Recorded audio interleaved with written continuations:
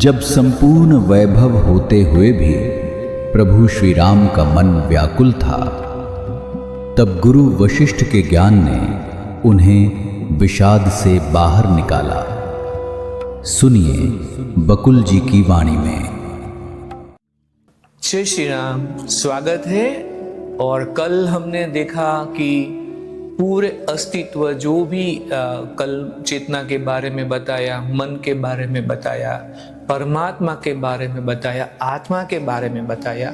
परमात्मा को लेके भगवान श्री राम ने गुरु वशिष्ठ से बहुत सारे प्रश्न पूछे और सभी प्रश्न का एक एक करके उन्होंने उत्तर भी दिया। आज आगे चलते हैं। आज 6 फरवरी है। आज का मणिका में श्लोक क्या है? यो जागर्ति सुषुप्त अथो यस्य जाग्रन्न न विद्यते यस्य निवासनो बोधः स जीवन मुक्तः उच्यते। अर्थ है, वह गहरी निद्रा में भी जागता है, परंतु संसार के लिए कभी वह जागृत अवस्था में नहीं होता। उसका ज्ञान प्रच्छन्न प्रवृत्तियों से भी कभी आवृत्त नहीं होता। देखते आगे क्या है। राम ने पूछा, ये महर्षि, वह कौन सी पद्धति है जिससे मैं यह जान पाऊं कि और क्या जानूं जिससे जानने योग्य शेष ना रहे।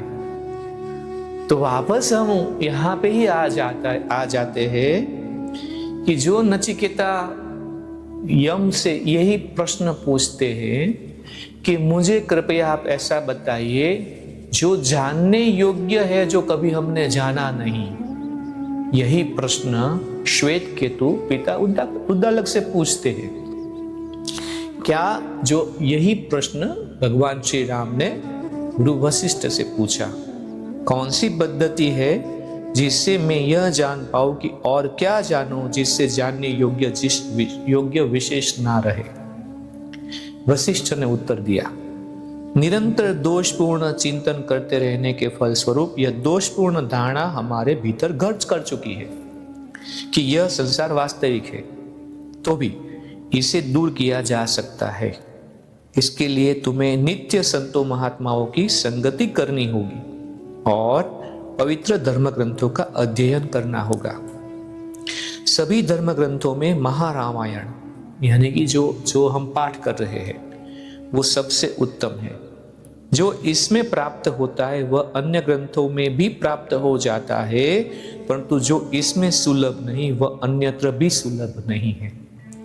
और जितना इसमें है इस ग्रंथ में, उतना सभी ग्रंथों में नहीं हो सकता है। सभी ग्रंथों का एक करेंगे तो वो जो सब है वो इसमें हो जाएगा। परंतु यदि कोई इसका अध्ययन न करना चाहे तो वह किसी अन्य धर्म ग्रंथ का भी अध्ययन कर सकता है। इस संबंध में कोई आपत्ति नहीं है। ज्ञान हमें लेना ये बहुत ही आवश्यक है। जब दोषपूर्ण धारणा दूर हो जाती है और सत्य का बोध हो जाता है तो यह बोध व्यक्ति को इतना सराबोर कर देता है कि वह उसी के संबंध में विचारता रहता है, उसी की चर्चा करता रहता है, उसी में खोया रहता है और उसी का उपदेश देता रहता है। ऐसे लोगों को कभी कभी जीवन मुक्त भी कहा जाता है और कहीं कहीं विदेह मुक्त भी कहते हैं। तो जीवन मुक्त भी कहा जाता है और विदेह मुक्त भी कहा जाता है। बहुत सुंदर है। तो राम ने पूछा, अब राम भी तो बहुत इंटेलिजेंट थे, हे महर्षि, जीवन मुक्त की क्या क्या विशेषताएं हैं और विदेह मुक्त की क्या क्या? तो वशिष्ठ ने उत्तर दिया, सामान्य जीवन व्यतीत करते हुए जो इस संपूर्ण विश्व को शून्य समझता है उसे जीवन मुक्त कहते। इस शरीर में रहते हुए, इस संसार में रहते हुए भी अगर वो विश्व को शून्य समझता है तो जीवन मुक्त है। वह जागृत तो है, परंतु वह गहरी निद्रा की शांति अनुभूत करता है। सुख और दुख से वह प्रभावित नहीं होता। वह गहरी निद्रा में भी जागता है, परंतु संसार के लिए कभी वह जागृत अवस्था में नहीं होता। उसका ज्ञान प्रच्छन्न प्रवृत्ति से भी कभी आवृत नहीं होता। जीवन मुक्त ऐसा प्रतीत होता है कि वह राग, द्वेष और भय से प्रभावित होता है, परंतु नहीं, वह आकाश की तरह निरपेक्ष रहता है। उसमें न इच्छा शक्ति होती है और ना ही अहम ही। किसी क्रिया के करने या न करने में उसकी बुद्धि संलिप्त नहीं होती। कोई उससे भयभीत नहीं होता और ना ही उसे किसी से भय लगता है। समय पाकर जब उसका शरीर छूट जाता है तब वह विदेह मुक्त हो जाता है। तो जीवन मुक्त क्या शरीर में, और वही शरीर छोड़ के जाते तो विदेह मुक्त हो जाते हैं। न मैं ही अभी विदेह युक्त हूं और ना कोई और ही।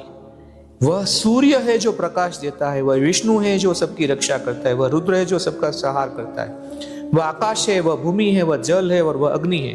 वास्तव में वह ब्रह्मांडीय चेतना है जो सभी प्राणियों में व्याप्त रहती है।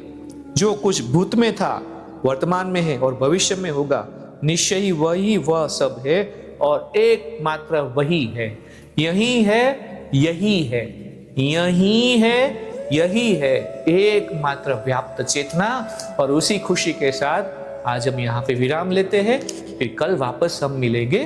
तब तक के लिए जय श्री राम। इस ज्ञान यात्रा में हमारे साथ बने रहने के लिए चैनल को सब्सक्राइब करें और बेल आइकॉन दबाएं।